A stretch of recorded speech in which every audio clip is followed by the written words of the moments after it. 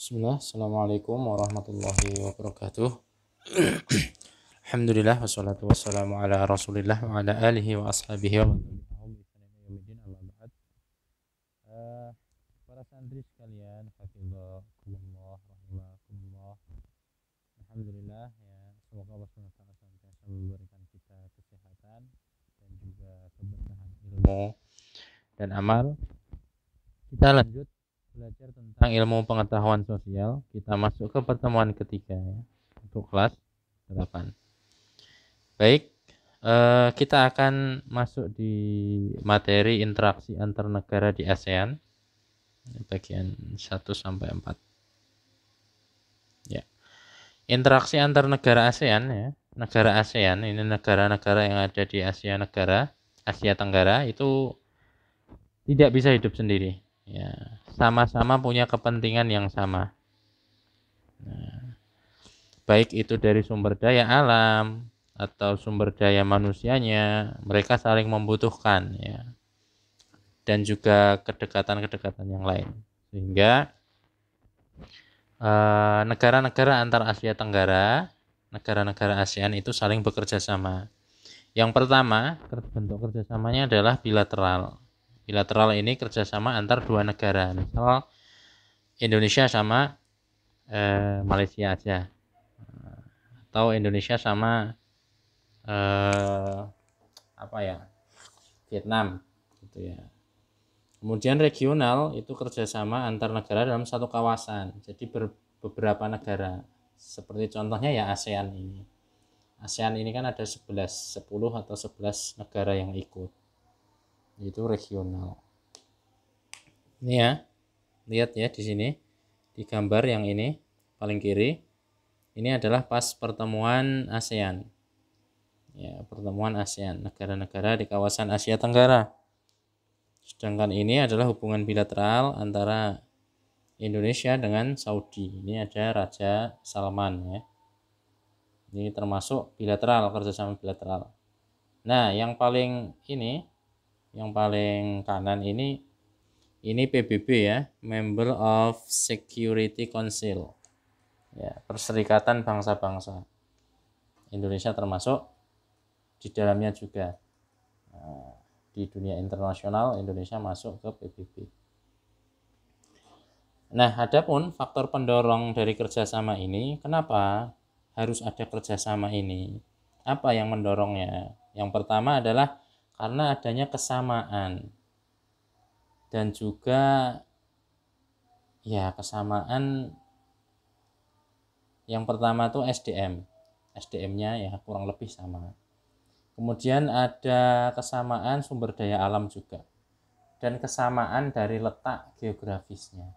Dilihat dari letak geografis, iklimnya sama ya kurang lebih, sumber dayanya juga sama. Sedangkan faktor penghambatnya apa? Kok kerjasama ini kadang tuh nggak bagus. Kadang kerjasama itu ada problemnya, ada masalah-masalahnya. Yang pertama adalah perbedaan ideologi. Jelas ya, Indonesia negeri Muslim, kerjasama dengan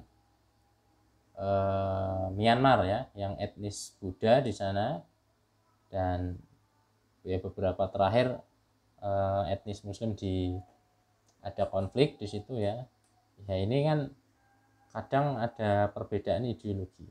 Atau misalnya di mana itu Vietnam ya, di sana yang komunis, sedangkan negeri kita Indonesia ini adalah Muslim beragama, dengan komunis nggak gaduh.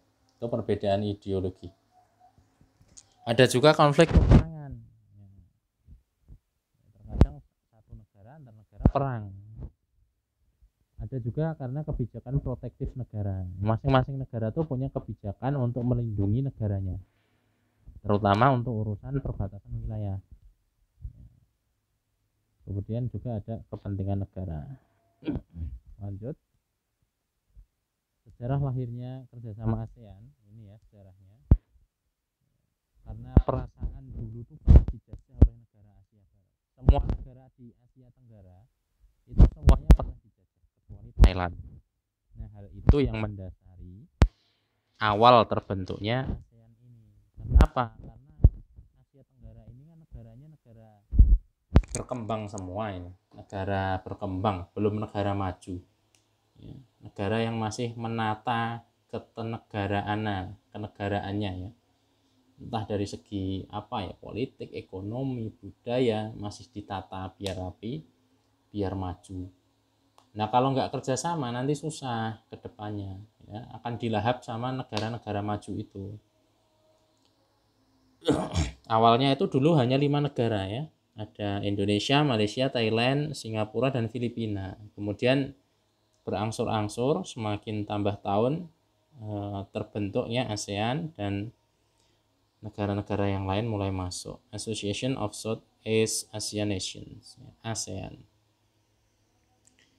Latar belakangnya ya tadi karena persamaan geografisnya, kemudian persamaan budaya. Rumpun dari Asia Tenggara ini kan Melayu. Rata-rata orangnya juga sama. Orang Indonesia sama Malaysia ya kelihatannya sama, beda pun dikit aja. Sama orang ini mana Singapura ya sama-sama. Wajahnya ya begitu-begitu orang Indonesia tuh. Sama Singapura, sama Kamboja, Laos, Filipina, kurang lebih seperti itu. Karena rumpunnya sama. Rumpun Melayu dan Austronesia. Kemudian persamaan nasib pernah dijajah juga dia tadi. Kemudian tahun 1967 tanggal 8 Agustus adalah deklarasi Bangkok yang Indonesia itu juga ikut di situ mengirimkan salah satu menteri luar negerinya bernama Adam Malik. Ini bisa dilihat di sini ya gambarnya, ini sejarahnya dulu. Potret dulu masih hitam putih ya. Nih. Nih. Ini Menlu kita ini ya, Pak Adam Malik. Menlu luar negeri pertama. Nah, adapun asas kerjasama ASEAN ini ya saling menghormati kemerdekaan, kemudian mengakui hak semua bangsa untuk hidup bebas tanpa ada intervensi campur tangan pihak luar, ya, tidak mencampuri urusan yang khusus yang dalam negeri itu bukan urusan internasional atau kemanusiaan, dan menyelesaikan perselisihan secara damai. Tujuan dari ASEAN adalah untuk yang pertama, mempercepat pertumbuhan ekonomi sosial budaya. Ya karena negara di ASEAN itu masih berkembang, ya pengennya kan cepat maju. Caranya yuk kerjasama. Gimana? Saling barter, tukar keahlian, tukar ide, SDM gitu ya.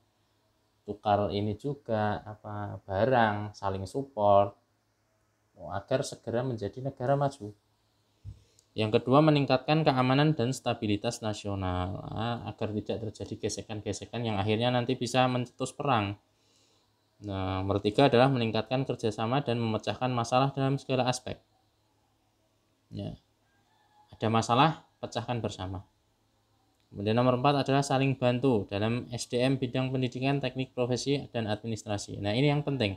SDM kita di Indonesia ini sebagai negara yang besar dengan penduduk sangat banyak sekali ya, negara terbesar atau berpenduduk terbesar kelima di dunia ya, Indonesia itu ya, punya SDM yang masih rendah rata-rata.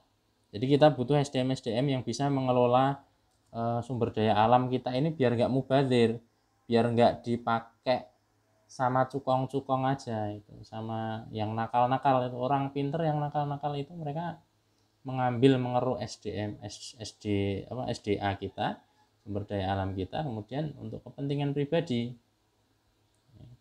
Jadi ini pertukaran atau saling membantu dalam SDM, baik dalam pendidikan, segi pengajaran, dari teknik ya, teknis bagaimana pembangunan, terus teknik macam-macam lah ya, profesi maupun administrasi, birokrasi.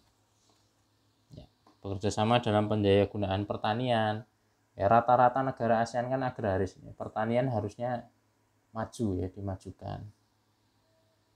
Dan selanjutnya Nah, bentuk-bentuk kerjasama ASEAN ini, yang pertama di bidang sosial budaya, ya, agar tercipta kerukunan dan kemajuan bersama melalui Komite on Social Development (COSD), melalui bidang kebudayaan dan penerangan, membantu para cendekiawan, penulis, influencer untuk aktif memerankan rasa kepribadian dan persahabatan regional. Nah, ini influencer-influencer atau orang-orang ya, budayawan atau cendekiawan itu membantu ya, membantu memerankan rasa kepribadian dan persahabatan itu dalam bidang sosial budaya. Dalam bidang politik keamanan, menciptakan stabilitas keamanan dan juga perdamaian dengan kebijakan politik Zone of Peace, Freedom and Neutrality, ZOPFAN ya, kawasan damai. Jadi di kawasan itu nggak boleh ada perang, nggak boleh ada konflik. Ada juga traktat persahabatan dan kerjasama Treaty of Amity and Cooperation Tech South Asia, kawasan bebas senjata nuklir ya. Senjata nuklir ini ya kan berbahaya kalau dikembangkan. Radiasi nuklir itu bisa mengubah genetik tubuh sehingga terjadi bencana alam nuklir ya, seperti di Jepang maupun di Kanada dan yang lain-lain ya. Dampaknya itu bisa sampai puluhan tahun karena radiasi nuklir itu. Karena genetik berubah. Kalau kena radiasi nuklir barangkali organ-organ tubuh itu kan membelah. Kanker-kanker yang itu semakin banyak. Penyakit kanker itu salah satunya karena radiasi nuklir ya. Kemudian bentuk kerjasama ASEAN yang ketiga di bidang pendidikan. Contoh nih ya, di sini sudah terdapat ini ya, poster-poster seperti beasiswa untuk para siswa yang ingin exchange ya, exchange ya, pertukaran pelajar, atau beasiswa untuk master degree, PhD, sandwich ya, scholarship untuk kuliah atau S1, S2 yang lain-lain ya.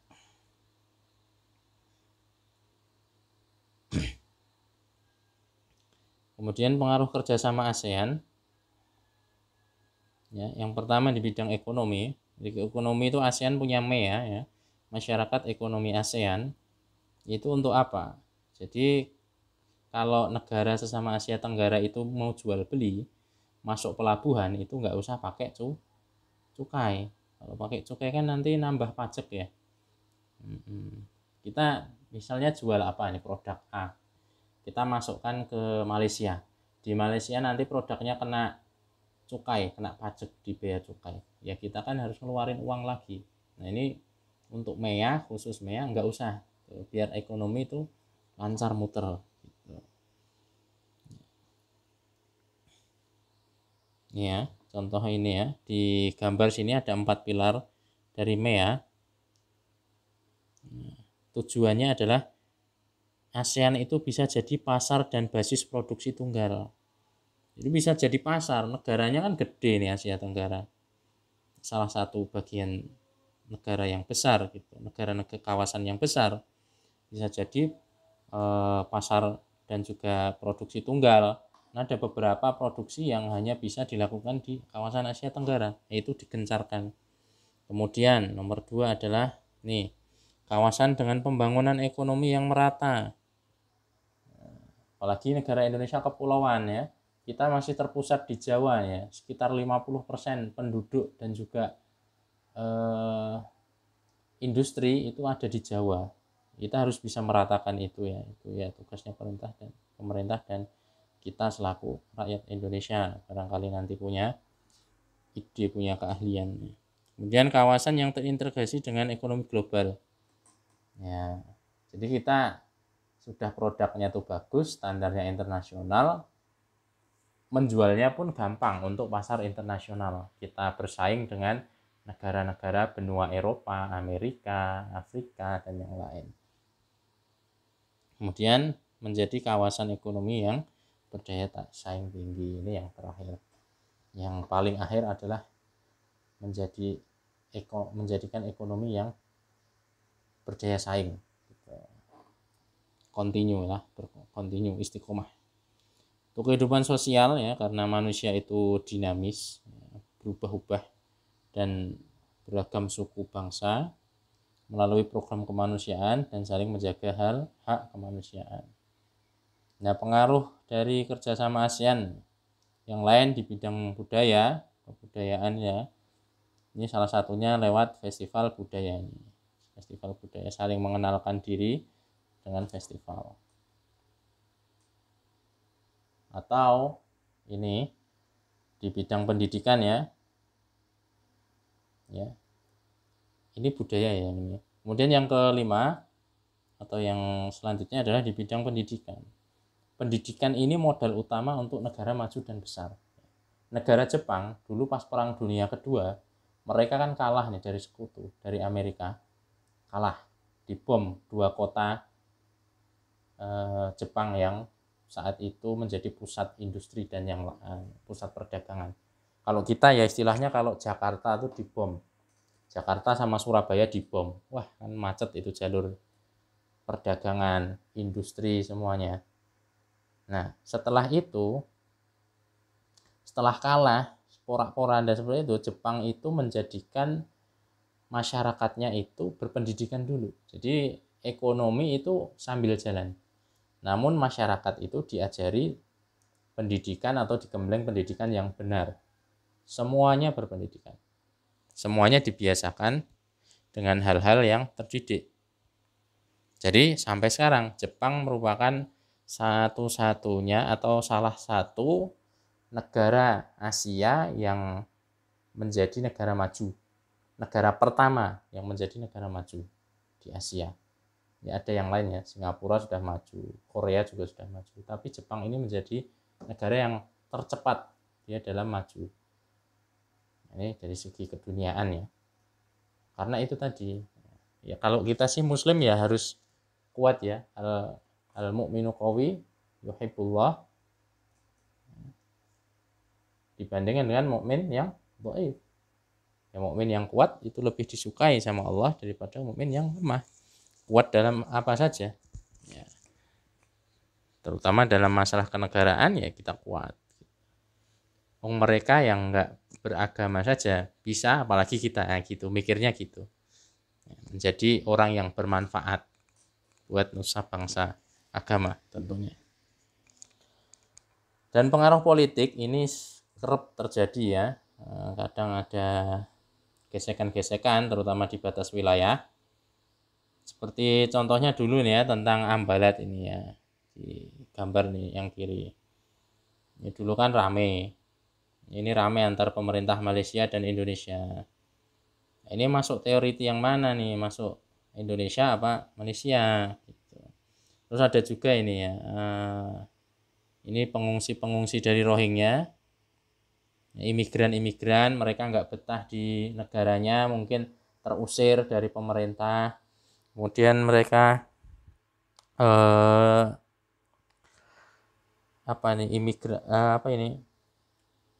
pergi ya ke wilayah yang dituju mana. Itu kita di Indonesia ada imigran ya kita terima gitu ya. Itu merupakan bentuk pengaruh kerjasama. Dan konferensi tingkat tinggi di ASEAN ini bisa dibaca ya, kita sudah di ASEAN sudah 22 kali KTT sampai terakhir adalah 2013 di Brunei Darussalam di Bandar Seri Begawan. Nah, adapun peran Indonesia ini dalam ASEAN, peran Indonesia ini sangat besar ya.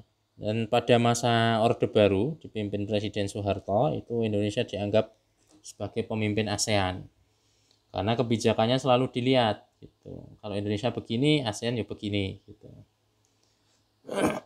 Bisa menyelesaikan konflik saudara di Kamboja ya. Namun karena waktu itu Orde Baru lengser, Indonesia mengalami kemunduran dari segi ekonomi juga mundur. Dan pada akhirnya di KTT ASEAN ke-18 ya pas saat itu di Jakarta di Indonesia ada 3 prioritas yang didorong oleh Indonesia untuk ASEAN. Yang pertama, kemajuan signifikan dalam komunitas.